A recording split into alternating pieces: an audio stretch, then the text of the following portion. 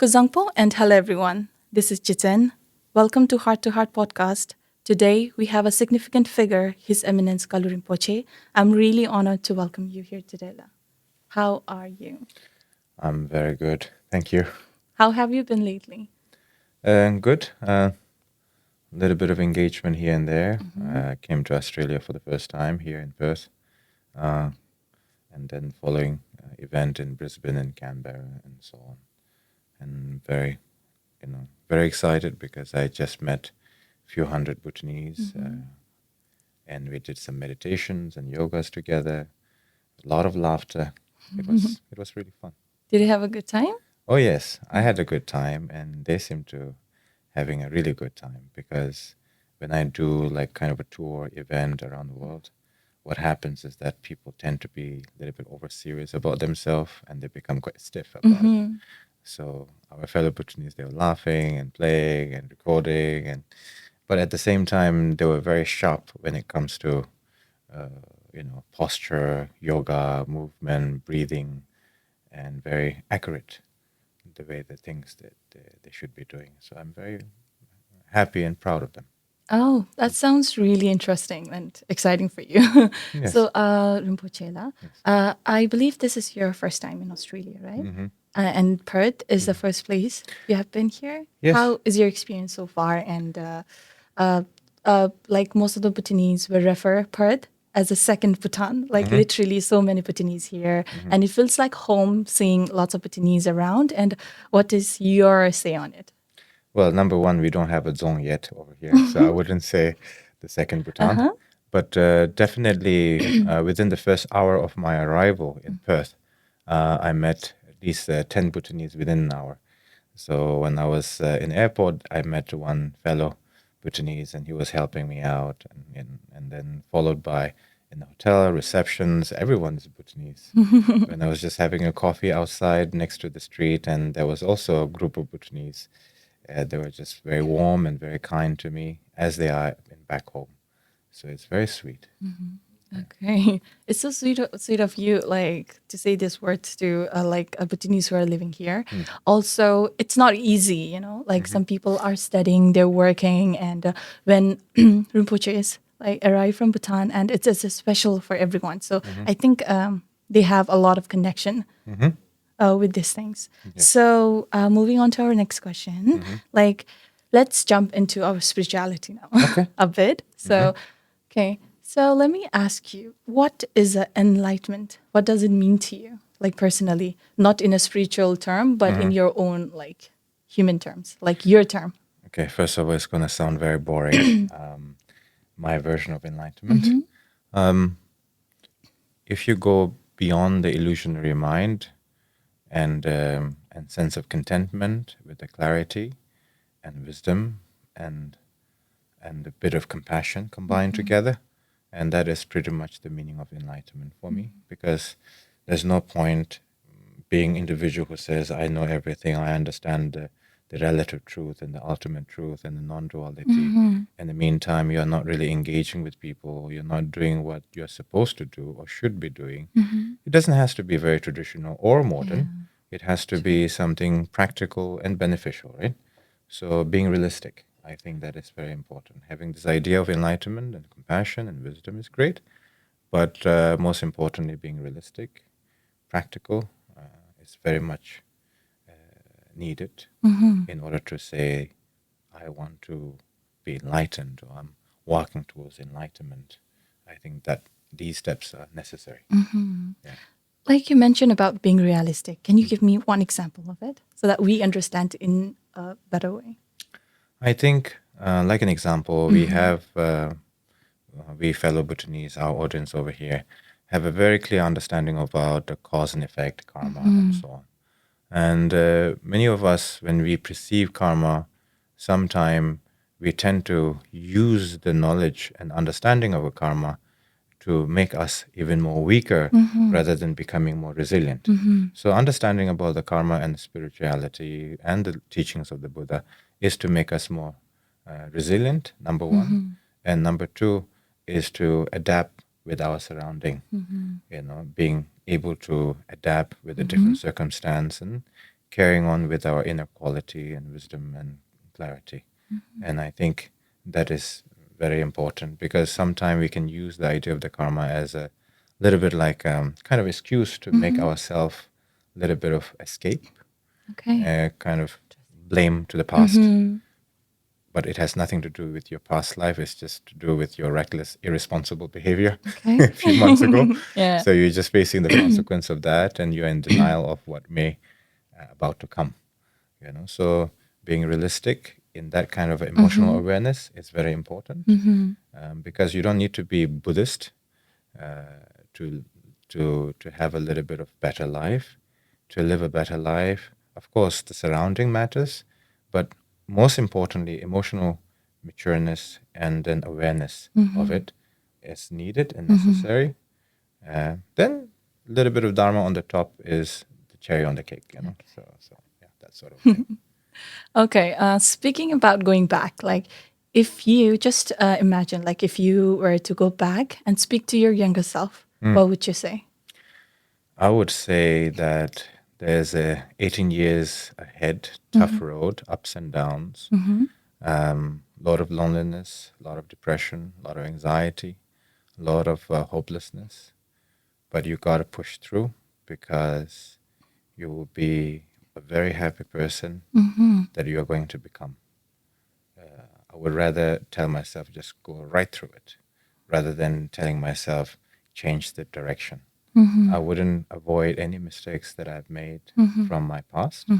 I would rather say to my younger self, there's going to be a bumpy road, confusion, suffering, misery, but you got to walk right through it to be where you are, and to be where I am today. So I have no regret about it. For all the choices you have made so far? Yes, I'm not the most intelligent person. I'm not the brightest one. I'm not the greatest human being that ever existed, obviously. But to be where I am in terms of religious responsibility, and to have a certain kind of understanding of life, I'm very content of where I am today. Interesting. Thank you, La.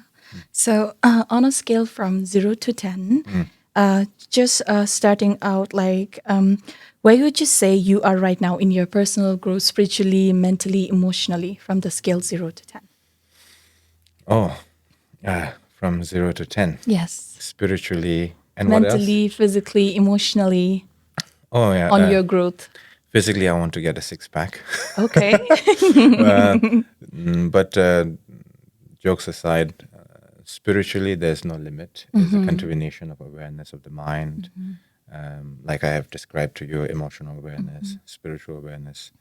It is not something that you can finish in one day or two. Physical level, there's always a limitation, what you can do, can't do. So I think I would say maybe 7 out of 10, because there's many things to be achieved in terms of material speaking, in terms of projects and the ideas that I have. So I wouldn't say 10 out of 10. And there's more to be done. Oh, that 7 is a really good number. It's okay. It's a good number. If I ask someone else, they're gonna say lower of it. So Okay. you are in a very. Well, I was zero. I was zero for a very long time, Of so course. that's why. I think everybody, in one time in their life, they are in the 0. So Yes.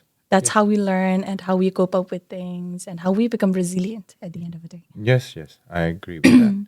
And also, you see, if you've never gone through a suffering, you don't learn to appreciate. If you've never gone through a betrayal, you will never appreciate the honesty or transparency, right? You will just say, oh yeah, that person is great, or this is great, or that is good. But when you've gone through a rocky path, and then you tend to appreciate a lot of little things, a lot of big things along the same time. Yeah. Just like we say, like pain is a powerful thing. We learn from it. Yes, absolutely. Yes. Rinpoche, so you often speak about mental health. Do you think it is very important to speak up for the younger generations? Yes, because the mental health is not something new from the Buddhist perspective. Because from the Buddhist philosophy, we say we want the well-being of all the people, beyond the border, beyond the culture, beyond the different nations around the world. We think and we believe, the normal borderline that we tend to create, because like an example, if you're a country or nation or community, we say, this is my community, my country. But from the Buddhist philosophy, we say, all the sentient being is my relatives of the past, present, future. So the mental well-being concept is not something new, but is a different form of saying that people are going through a lot of suffering. How can we cope with it? And what is the coping mechanism? So I do care a lot, and therefore I teach yoga from the Vajrayana tradition, because when you do like a very grand empowerment, which I used to do and I still do in a very traditional aspect, I respect that very much. But at the same time, sometime when we do it very traditional way, a lot of new Buddhist enthusiasts or those who are interested in Buddhism, they have a different perception of Buddhism. They think that Buddhism is like a Zen, like very simple. And then it turns out it is not that simple, because there's a lot of layers and barriers and empowerment and instructions and so on. And sometimes it's just really overwhelming, because majority of the people don't have time to think about it. They have to pay their rent, they have to pay for their kids, they have to take their family for holiday, they have to think about saving, they have to think about debt. There's so many things that they're already overwhelmed. So when they come to a Buddhist world, they want a painkiller. So when you're seeking a painkiller, you're giving them a hospital. Makes sense. So in terms of the magnitude that you're giving them, you're basically breaking them into pieces when you overwhelm them with even as a positivity, right? Like an example, you can't tell a 5 years old or 8 years old how to be a professor. So you have to go according to their capacity, tolerance, understanding, and limitation, and that defines you as a good teacher, good mentor, isn't it? If you're just trying to replicate everything, that doesn't make you a good leader. That doesn't make you a good teacher or leader to look up to. So I'm not saying that I'm great in everything that I do, like I said before, but the yoga seems to be, it's ancient tradition. It's 1,100 years old history, and it's been practiced by throughout different traditions.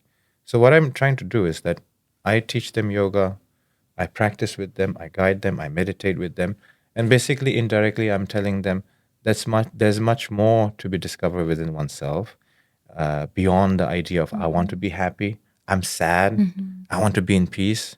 The simplicity of the emotion that we tend to perceive is not that. That's not it. There's much more beautiful experience that you can feel with this yoga, that you don't have to. You don't need to have a blind faith either. And like I said, like many people, when they come to me and they say, "Oh, Rinpoche, I like your teachings. Can I be your student?" And no matter their social status, I always tell them, "Stay away from me."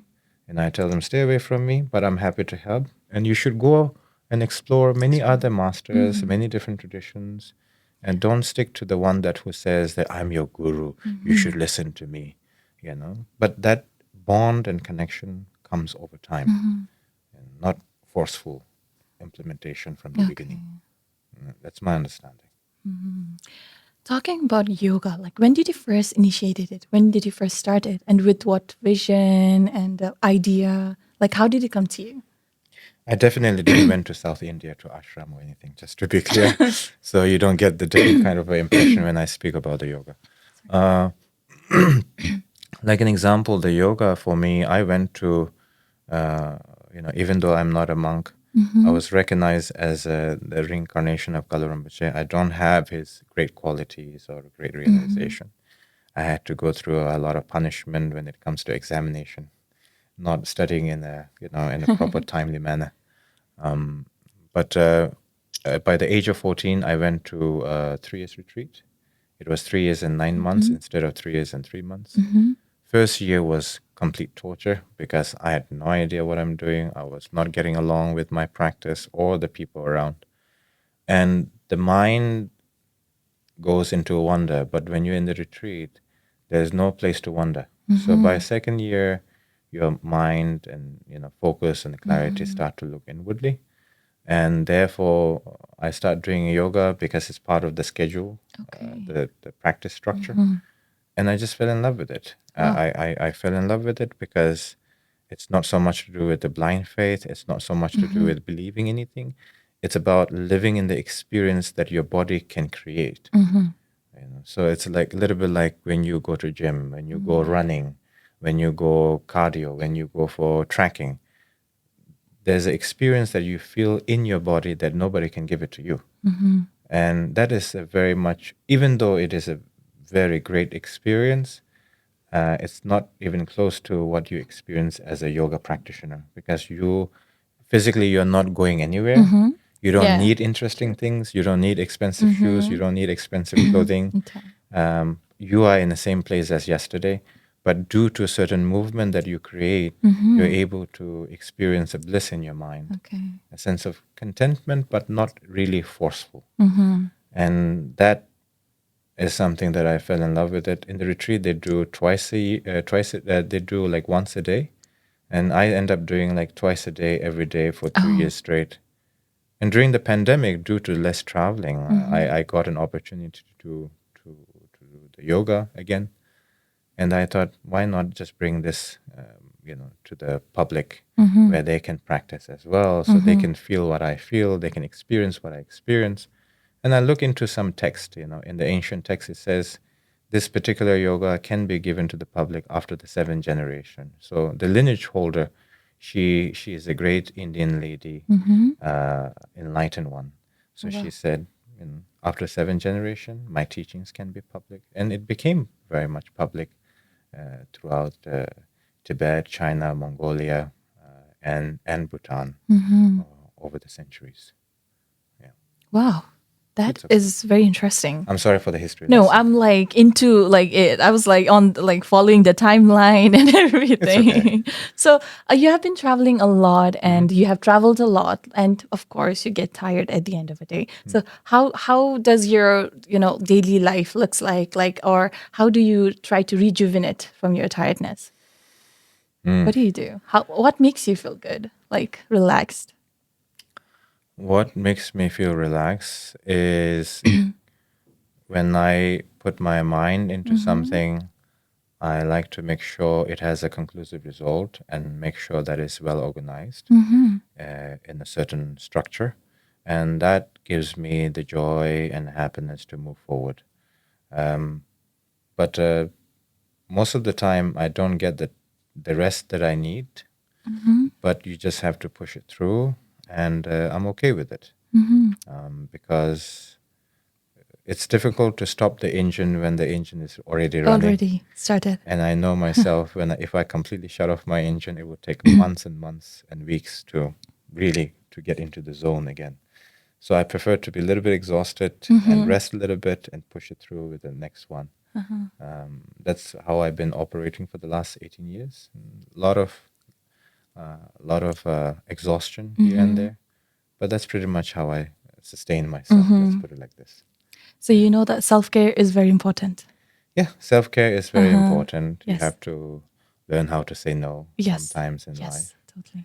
You have to make unpopular decisions so that you can help yourself a little bit. Yeah. Okay, so I have watched a lot of your videos and podcast before I was decided to do this. So while watching a lot of your videos, you mentioned that even when you're so tired and you want to rest, you see people waiting for you. And that motivates you, like excites you, and that keeps you moving forward, right? Well, that depends. If I have an individual who is asking me about astrology and predicting her or his future, I would definitely say I'm not the right person, and please go meet some other great master. And I would spend maybe 10 minutes, 5 minutes. Okay. But then if there's a person who gone through sexual abuse or kind of like a addiction to a substance and going through a very difficult time mentally, then I would spend time with them for hours, and I would let other people wait outside, and I would give that person importance, and that keeps me going. in terms of my responsibility, one of the responsibility, I would say, because I don't believe in miracles that I have. I believe in miracles that exist in our universe, but I do not believe I have a miracle. But as a human being, sometimes listening helps a lot. Sometimes just keeping your mouth shut and just listen to the other person. Let the other person speak. Let the other person just decompress. And just, a few words of encouragement without giving a motivational speech. And just a subtle, soft, gentle reminder that that person still exists, that person is alive, that there's a better tomorrow, that sense of growth and change in other person, that keeps me motivated. Yeah, That's special. it's okay. Okay. So there are lots of fans. Are you aware of that? You have a lot of fans. A little bit. A little bit. I'm not Michael Jackson, so I've seen, I think most people saw like your fan edits in Instagram, TikTok, and YouTube. And what is your idea on those like creative expressions of your fans? it's great. It's just a different form of their expression and their appreciation. And I feel very happy for the acknowledgement and recognition, because there was a lot of time that you go through without acknowledgement and recognition. So when there's some form of appreciation from their side, and just keeps me very happy, and I always respond back to them and say thank you very much for that post, and I really appreciate for your editing, and and so on. Yeah.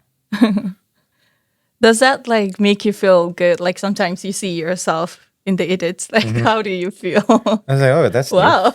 Like how did you make it? Like and that's very creative. I like, oh, that the music they added, and then the pictures and the transition. I'm like, okay, they're doing much better than me, so I have to do better. You can just download it and post it in your own page. Yes, maybe. I could do that. Yeah. Okay. So one of the greatest and the most unique initiatives, like the mindfulness, Gelufu Mindfulness City is taking place under the visionary leadership of our His Majesty the King. As a spiritual leader, as someone, a very significant figure, what are your thoughts on this? My thoughts on this is very simple. Is that when I met His Majesty back in 2012, I met His Majesty since I was a kid. He's always been very kind to me. But then there was a time in 2011, 12 that I met him, and I was going through a rough patch. And then His Majesty said, that the youth needs a spiritual figure. You should do more social contribution. And all I could say at that time was, yes, Your Majesty, but I couldn't offer anything back then, because I was reestablishing my own organization, because there's many centers of previous Kalu Rinpoche around the world. So I had to make sure everything is reorganized, and also not enough experience as well. But then as the year passed by, I was in Bhutan in 2022. I'm a Bhutanese, just so you know. I was So I was in Bhutan, and at that time I got an audience with His Majesty, and it was before His Majesty made the first speech of the Gelufu Mindfulness City. So he was explaining a grand idea, and I got lost in it. And it sounds so beautiful and magnificent and spectacular. Every beautiful word you would like to put it in, it's right there. And but I just couldn't comprehend that. How how can I contribute in this? Okay, so last time was a social contribution. This one we are talking about building a new city, and then he was mentioning something about the investment and so on. And I don't have a business background. I do have a little bit of management background of my own centers, but this is not even close to the building a city. It's a huge project, and then it's not about 20 years project or 10 years project. Of course, our fellow Bhutanese will get the benefit in the next 5 years and 10 years, maximum within 5 years, then gradually even more in the 10 years. But the city itself takes over 100 years, to build and to establish everything down to detail. And then the more I listened to His Majesty and his passion, and the more I saw the reality of our country, and like an example, people coming over to Australia for job, for work, and the unique thing about our fellow Bhutanese is that they love their king, they love their country, they miss their home, and they don't want to leave the country. They want to have an economic opportunity. And I also hear a lot of stories that people who are here in Australia who made, not millionaires or billionaires or anything, but who made a certain amount of funds for themselves, and they just want to go back so desperately. So that's also the stories that I hear. And His Majesty, I have witnessed that he works so tirelessly. Because when I introduce some of my investors, and then sometime he goes into a meeting until 10 o'clock, past 10 o'clock in the evening, and then it just gives me more motivation to do more and more.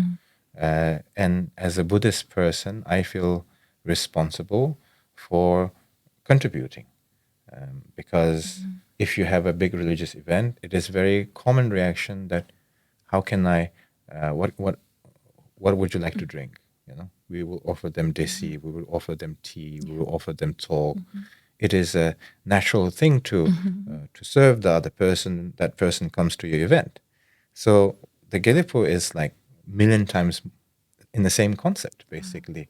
And you're just serving the Buddhist country, because there's not so many Vajrayana country in the world.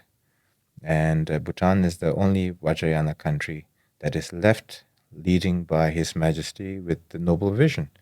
And you have to understand, I think our fellow Bhutanese have to understand that His Majesty, have given this democratic, let's say, management of the country quite a while back. And like an example, England, or like in other, like country like Thailand, or like other countries, the royal families and the king and the queen, they have a choice not to engage in the social matter. It's more to do with the democratic parties that they have to manage, whatever the crisis. And our king, he throws himself out there and making himself, very with exhaustion, with tiredness, and he still pushes through. And I think our fellow Bhutanese have to understand that and see that and appreciate that. And I think our fellow Bhutanese also has that unconditional devotion to His Majesty as well. And that is something very beautiful, I would say. And because you cannot create that, it has to be there naturally. So the love from His Majesty is unconditional, and the love by the people is unconditional. And when I see that in the Buddhist country, as a Buddhist practitioner, there's no better puzzle to be fit in, to dedicate your life in it. Yeah. Wow. I'm sorry, long one. Yeah, but it was beautiful. So Okay. yes, so when we talk about the GMC, do you have any project with the GMC, or you have something in plan or anything like that, if you would like to? Yes. So I had this idea about maybe I want to build a temple in Bhutan. And then when I had the meeting with His Majesty, and he was mentioning about, you'll have a land to build the temples and so on and so forth. I was like, yeah, that's great. I can build a temple.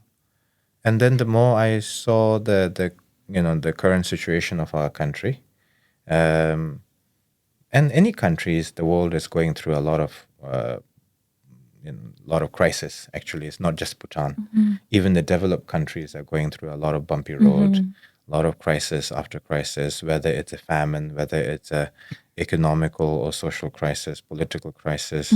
There's multiple things that are ongoing. And so I think Bhutan, we are just facing the ripple effect of the global crisis. Let's put it like this. And His So first I got excited about the temple.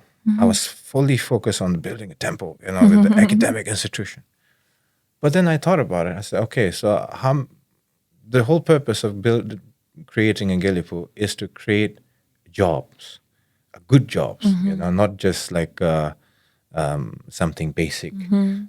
So it's to create jobs, and that is the vision of His Majesty. So then I start to meet a lot of people. There's many things that I cannot say at the moment because it sounds like a bragging. That, I'm planning to do this, I'm planning to do that. But there's one thing that I can share with you is that I'm planning to build a racetrack to host an international race competition, and then also to create sort of a village, bit like a Marina Bay Sands, but without the casino, but just the racetrack. So then there's an international artist, musician, actor and actresses, and they all come together when there's some sort of a global stage entertainment category. Because if you build like a FIFA, it's too big. It's way too big in terms of the how the mechanism has to come together. But the racetrack, you can host different kind of events, music events, art event, and then also the hospitality surrounding that.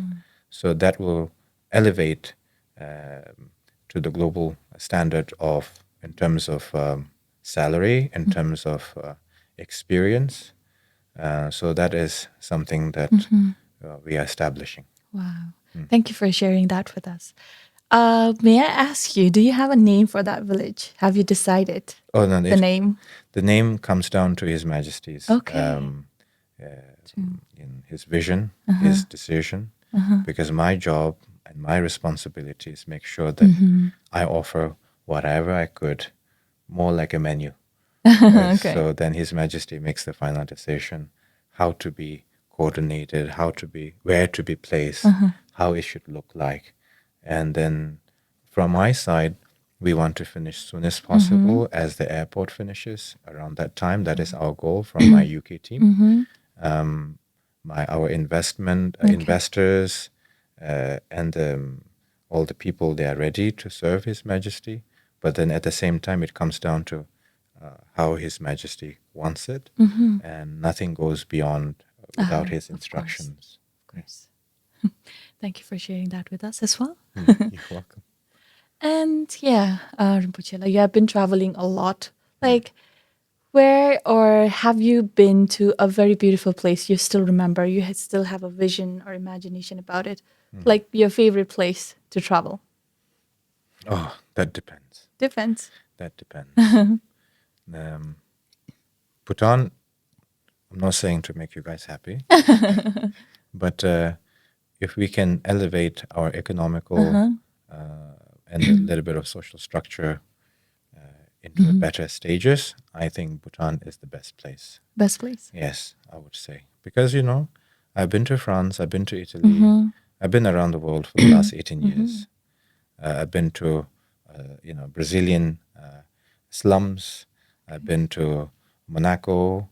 I've been to all the expensive cities and the poorest city and the street around the world. But you cannot replace Bhutan because, you see, when you go for a drive, which I like to do, I go for a drive in the morning, and then you look at the mountains, you see a prayer flag, you see stupas, you see temples. Nothing replaces that. There's the other side of the coin. In our country, everything goes a little bit slowly. Slow. Patience. Patience. There's a lot of reasons for that. But then on the other side, when I go for a walk, the oxygen, clear, no pollutions. And then when you go for, morning ride, and then you see beautiful temples and prayer flags. And it's just a very beautiful experience that you cannot find it anywhere else. Yeah, true. Yeah.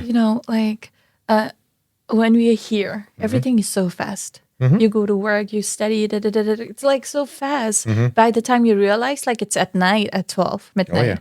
And then in Bhutan, everything, when I like go back and think about it, it's slow.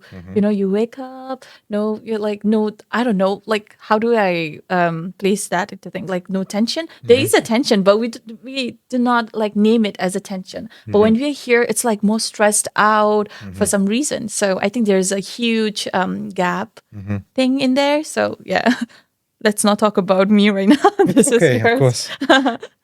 Okay. Do you like music? Oh, I do like Do music. you listen to music?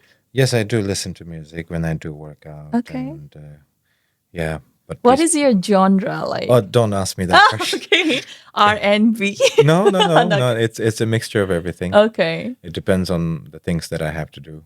Okay. You're with your mood or your Yes, okay. yes, yes. So, like, if I have to do kind of a religious event, I would rather listen to some kind of Okay. the very religious songs and that sort of a thing. If I have some event to do, then I would listen to different things, right? So, yeah. Okay. So if I may ask you, like, if you were to enter a room and if you were prefer to choose a theme song for yourself, what would that be? Like anything, like when you're in a good mood and you enter a room, there's a theme song, just like a Hollywood or a Bollywood thing. What would that song be and why? Oh, Do you have a song? I don't have the Okay. song, but the music that I listen to, a theme song, I would probably choose a Hans Zimmer. Oh wow. Yeah, Hans Zimmer. He's a German artist, I believe. German Yeah, artist. and the music that he creates Okay. is a phenomenon. Oh, okay. And all the big movies that you see in the Hollywood, actually soundtrack is coming from him. And if you just listen to his soundtrack, it's like a pure masterpiece. Wow. So it's not so much about I have cars, look at me. I have cash, look at me. You know, I Have live in a money. I live in a penthouse. Look at me. You Yeah. know, we started from the bottom. Now we're here. With Or the sort of. chain. Yeah, no. I rather like Very to. calm. It's Very calm. soothing. Yeah, very soothing, but at the same time, it's a bit like an orchestra. Uh-huh. So Okay. it gives you a different kind of dimension experience. Okay. You mentioned about having a musical festivals in GMC in the near future. So, would you plan like bringing this type of music genre, like during one of the festival in future? Yes, Maybe yes. Beyonce, I don't know. Taylor Swift. I know some people Okay. who are like the agents, but I cannot guarantee anything. Yes, I do know some people in the big music, the directors of the big music companies, producers, directors, CEO of the music companies. But but that has to align with the timing, True. because you can't make a promises way before any. It has to be on the right timing. Are you excited for all this stuff for the Oh, GMC and everything? I'm Like, I'm very excited. I am very excited, but at the same time, it's not an excitement that drives me. It's a necessity.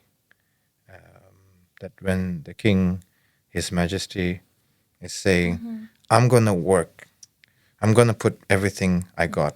I'm gonna put my son and daughter in it to make them work, to lead, for the future generation." So when he throws himself in that kind of a overwhelming, with the sense of great commitment and dedication, it's not just an excitement. It's a sense of deep and strong purpose, because I know a little bit of history. Like an example, during the Ashoka time, he is the reason that Buddhism flourished in India. So he made it into a state religion, and when his empire existed, many of the temples were built. Many Buddhist temples were built, temples, institutions, and so on. But when the kingdom, when the emperor collapsed, the Buddhism was more or less taken over by foreign invasions and the local leaders and so on. It got really, it went into a sense of degenerate, sort of, instead of growth of the academic in terms of Buddhist studies, practice, culture of the Buddhism, it kind of decreased over the time. So for me, it is very important for a Buddhist country to have a very strong economic power, so that the Buddhism will have the positive ripple effect, so it can sustain and maintain for a very long time. Because because Bhutan, they never use a Buddhism. We never use a Buddhism as a diplomatic tool. We always keep a Buddhism out of the politics. Like an example, Buddhist priests or monks or Rinpoches, they are not allowed to participate in the political elections or the political agendas and things like that. And I think it's beautiful. If the monks and the Rinpoches can intervene or involve into politics, and it's just a matter of time that it becomes very chaotic and confusion. So that is a very clear leadership by the fourth, His Majesty and the predecessor before that. So we have a constitution that keeps the religious in a separate order, the democratic structure in a separate order, and the only thing we need right now is a strong economic structure, where we can compete with the Singapore, where we can compete with Hong Kong and other other smart cities. But His Majesty is not building a smart city. He's building a mindfulness city that helps a lot of people rather than extortion. So that's the difference. Yeah. Right. It's okay. I'm like into it. No, please. Okay. So let me ask you this. If you weren't a Rinpoche, what would you be doing right now? Jobless, unemployed. Really? Why? Why would you say that? Not really. If I'm not a Rinpoche, I don't know. I would be somewhere else. Maybe I would be in Perth. I don't know. Okay. Working in a restaurant. Working in a restaurant. Yes.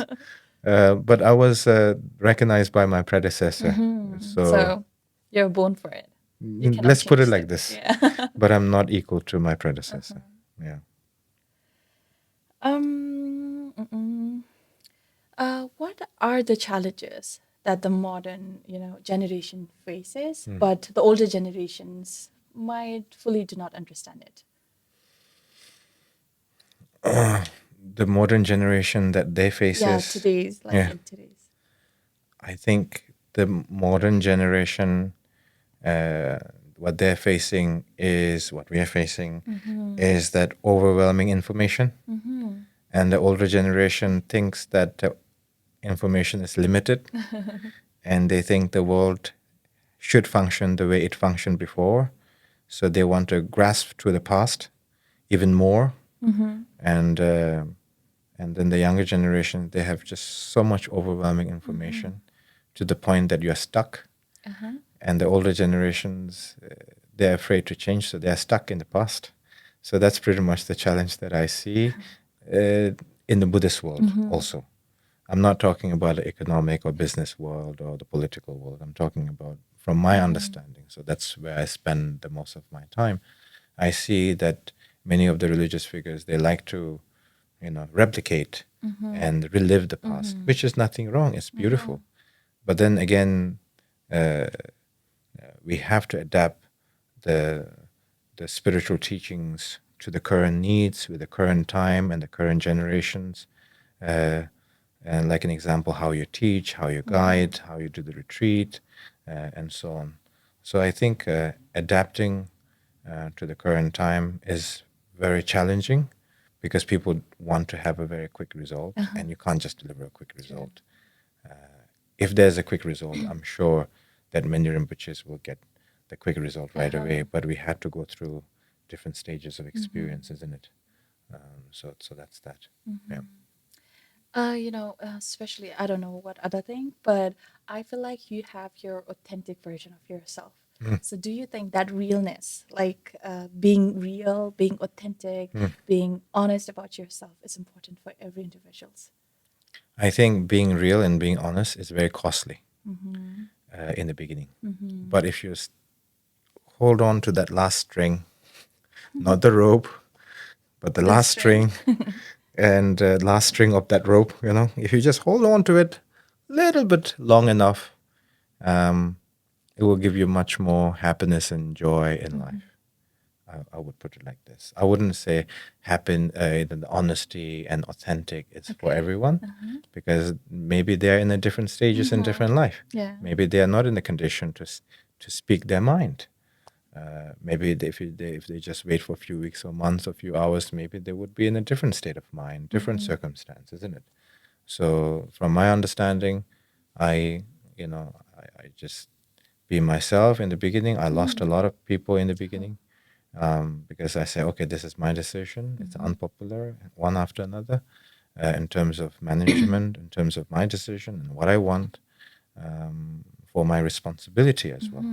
So if you have a tolerance on losing, and the tolerance and the drive to rebuilding everything, and then you should definitely stick to honesty.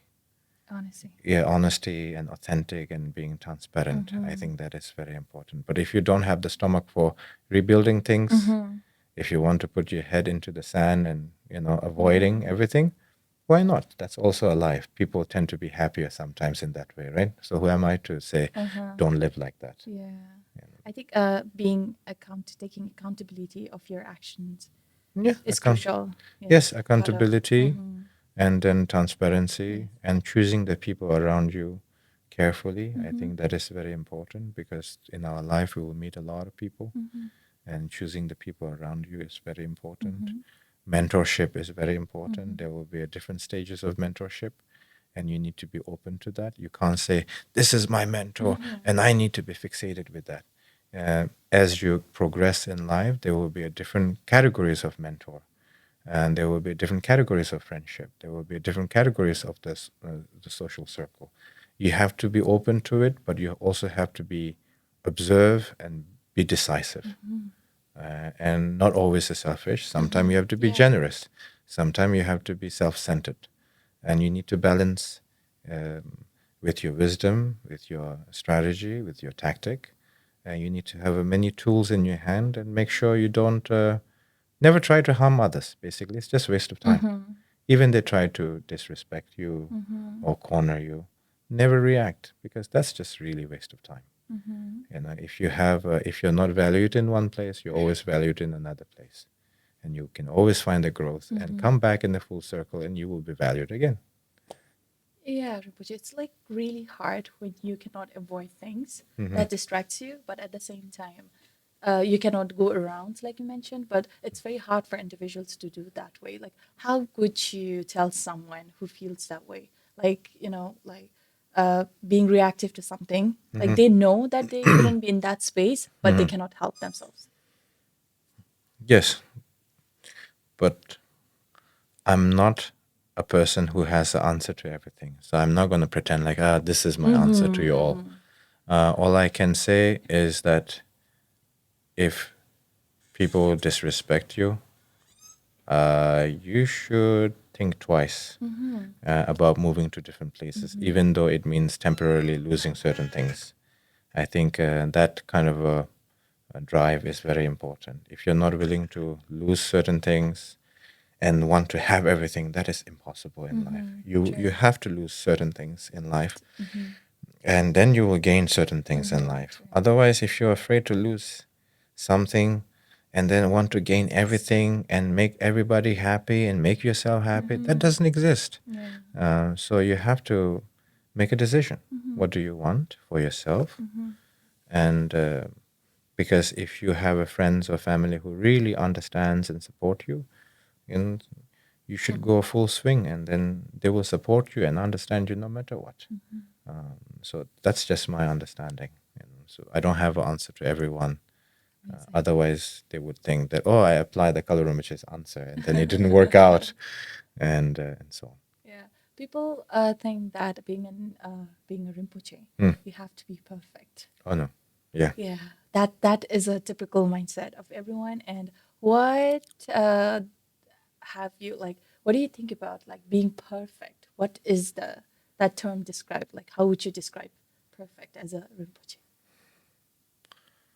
Or do you place yourself in that Not really. space? No, I don't place myself as a perfect Rinpoche. I would rather be proud and be imperfect I don't even call myself a Rinpoche. I just Kalu, just call me Kalu. And I keep it simple.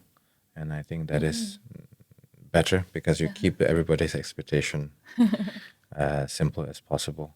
But you also have to understand that not every Rinpoche can be perfect because some Rinpoches, they come from the wealthy family. Some Rinpoches, they had everything, they lost everything, like in my circumstances.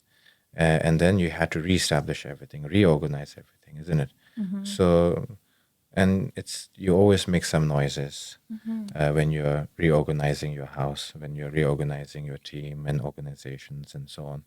So you have to understand that not every Rinpoche that has a big title is equal in terms of their experience of life, or they don't have the same capacity in terms of the material and surroundings and so on. So it's impossible to say that everybody has to be perfect. But I believe that many Rinpoches out there, many masters out there, they have a good heart and they want to do better. But the perfection does not exist. That's how people perceive things, right? Yes. I understand. They like to have a beautiful angel who solves all their problems, but it doesn't exist like that, right? But I prefer, and there's a one teachings of to me by Dzongsa Khyentse Rinpoche and then also Siddha Rinpoche. Both of them, I met them, with a private audience and meetings. And I said to both of them, I said, I'm very disappointed with all the things that I'm seeing. And I'm trying to do my best, but then again, there's a lot of backstabbing and betrayal and not being sincere. So there's a lot of that. And I feel so disappointed. And yes, of course, things are better than before. But is this really it? I say, is this it? Is this the end? Is this the definition of the end of the destination? Is this the end of the destination? Because I'm doing all what I'm supposed to do, right?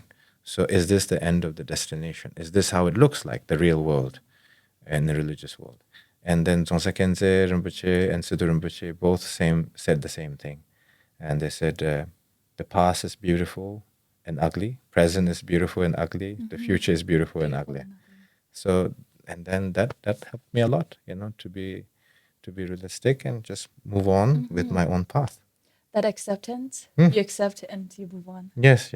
Because sometimes when we read the history book, everything looks very magical and colorful, right? So when you hear this kind of answer from the great masters and that's yes, reality. Yes, reality and practical approach sets, the path. Thank you.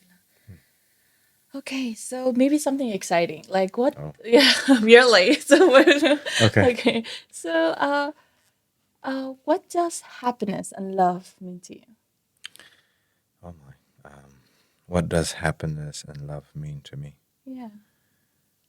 In your own term, like. In my own term. At this point, I'm in a rabbit hole, and I don't know what to describe at this point. Happiness and love, because before I used to have a lot of imagination of love and happiness and how it should be and should not be. But then over the time, as the responsibility carries on, the happiness and love becomes quite blurry at some time. Okay. Just long as that you keep certain people happy and the family members and the team members happy and sharing and being transparent and spending time together. And that's pretty much the happiness, Okay. Because you can buy different material things, but that excitement goes away pretty quickly. And you can go to different places. Yeah, it's amazing. You take some pictures and video. That's so exciting. I've been here, done that. But at the end, it's your, not all your family members, just few family members, a few non-family members, but who are very close to you as a family. So long as you have this two intact together, working together, that's pretty much the stability and the happiness and love that I have right now. And I rather hold into this one than looking at something else. Okay. To be honest, is that a healing for you? Spending time with them, connecting with them. Yes, absolutely. Absolutely, because I have in a very few friends, but some of them they're Jewish, some of them and they're Australians, and some of them they're British, and some of them are Bhutanese, Tibetans, so mixture of different culture, but very few of them. And then also the team and the lamas, we have an international background as well. So, keeps me happy in that way. Yeah. Not adding anybody new at the moment. Okay. Yeah. So you are here for how many days? Just for a few days. Okay. So what is your plan for tomorrow or moving forward? Oh, tomorrow we have a kind of a empowerment, Niguma Long Life Empowerment event, and then have some meetings on Monday, and then have to go to Canberra and Brisbane, and I have to meet more Bhutanese over there. Yeah, we have a lot there actually. Yes. Yes. I'm looking forward to it. Regarding, it's my first time in Australia. It reminds me of Vancouver. Vancouver. Yes. Similar? Yes, similar, because Okay. Australia being a former British colony, and Vancouver also being a former British colony. So makes it's the sense. whole city structure, people, multicultural, diverse. It's very similar between Canada and Australia. People seem to be a little bit laid back compared to United States. Oh, okay. Yeah. Really? A little bit.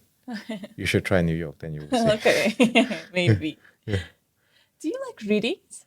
Oh, no, I don't like Okay. readings. So if you have a chance to pursue a qualification, is Oh. there anything you'd like to do?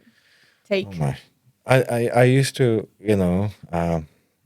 I do love readings when it comes to history. Okay, you yeah. mentioned a lot of times history. Yes, because I don't want to make the same mistake Oh, again and again. like history about yourself? It's history about the religious religious figures, Okay. political leaders, and the monarchies. Yeah. So I like to listen and read a lot of different historical figures. What was their, how did they came into power, and what was their downfall, and what was the lack of foundations in certain structure. So these are the few things. I'm not really a professional, just as a hobby. Hobby. Yes. The reading history. Yes, reading and watching histories. And, Okay. And I always try to learn the history from many different angles as possible, because sometimes the history is written by one country, and they just have want a different versions of the stories. Yes. So I like to always hear a different version of the stories, because that's how I manage with my team as well. No matter who says he or she is wrong, I make sure that everybody shares their version of the story, and then let them debate with each other and debate with me with their argument and with their belief. And then it becomes a conclusive result over the time. So that's that. What was the other thing that you asked, other than the history? Oh, like if you were to take any qualifications, if you have a chance. If I had a chance, oh my goodness, I have You never thought about it. No, I didn't have time to think about it. Yeah. Like, for example, I want to do PhD in something like psychology or counseling. That's what I think, because I have that's what I study. And there must be something like you'd like to explore, you're excited, or you always looked forward to it. No? Not really. Okay. Not really. I just want to be a philanthropist to help people, whether it's a religious organization, whether it's a charitable organization. So that is pretty much my aim, because having sort of degree, that's not what I'm really looking forward to it. Long as I can connect the right people, setting up the right structure, making some changes in the way of life of the people. Like an example, in Bhutan, we are planning to build a old age home. Wow. So people who need a temporary home or old age care, we're going to build it. We're going to land lease it from the government, and then something like very sustainable. So these are the things that I would like to do it, and rather than having a degree. That's just my passion, because during the pandemic we helped like around 16,000 people in India, and for food, medical clothing. We also donated some to Bhutan, but due to the blocked border back then during the COVID time, it was difficult to offer anything.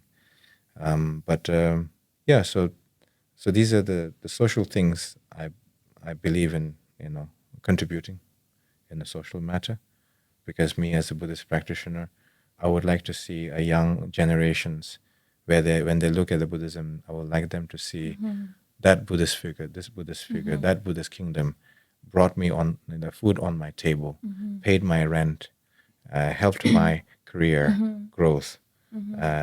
I am seen because of this Buddhist countries, Buddhist social structures, Buddhist leaders, that I'm able to serve and support my country and my people and my family. And these are the things that I would like to see. So then it's much better. That way. That's just my humble opinion. Okay. Do you watch movies? Yeah, used to. Yeah. Nowadays it's just here and there, not even interested. And also during your free time, like how many times do you go to gym? Like every day? Does it have to be every day? Like It depends where I am. Okay. If I get every day, I go like 5 times a week. It kind of like where I reduce my stress, sort of a thing. Oh, okay. It helps to reduce your stress. Oh yeah, it does. A little bit of meditation, a little bit of temple, a little bit of eating healthy food, and visiting gym. Visiting gym. Yeah. Anything you want to talk about? Anything I want to talk about? Anything. Your message to everyone, our viewers. So, my message is, I think, let me think carefully. It's okay. Yeah. You can cut it. Okay. My message is this, that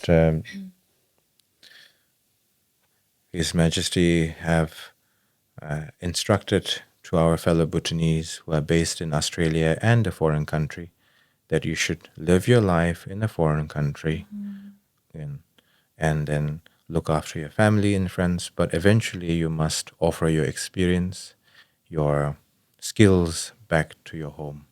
So I think that is very important because Bhutan is a very small population compared to other countries. And so your skills, your experience, your contribution, your wisdom is very much needed. There will be never a perfect timing, just so you know. You just have to make a decision.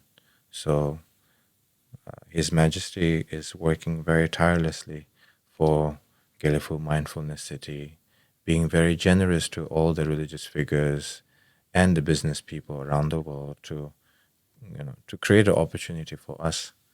And I think that you should choose your time wisely and eventually to contribute your time and your skills and your experience back to our country.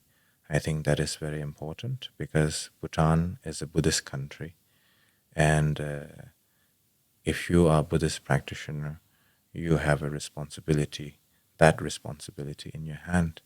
And in order to hold the country, in order to hold this kind of a vision of His Majesty, we require all different kind of skill set, not just one kind of a skill set, but so many different kind of a skill set. And I think long as you follow the vision and instruction of His Majesty, there's nothing else to be worried about. And I'm just a reminder over here, passing the message to you. And wherever you are, whoever is watching this, I wish you all the best and Dashidele. Thank you so much for your time. Thank you for your time as well. You're welcome. Thank you, everyone, whoever was watching us and listening to this podcast. Thank you so much for tuning in, and stay tuned for our other special episodes of Heart to Heart. Thank you, and bye.